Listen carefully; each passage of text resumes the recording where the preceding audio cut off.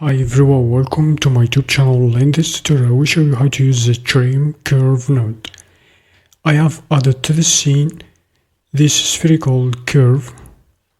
Then let's go over here into geometry nodes editor.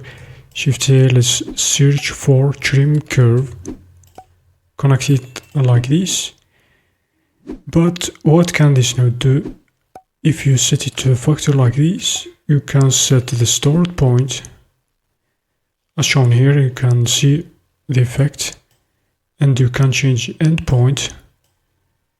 The same thing for the length when you play around with the start point, as you can see here. And the end point, you can change it like this by increasing the value of end.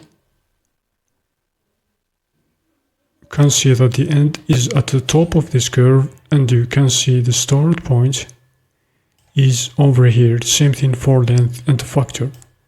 And that's it. Thanks for watching.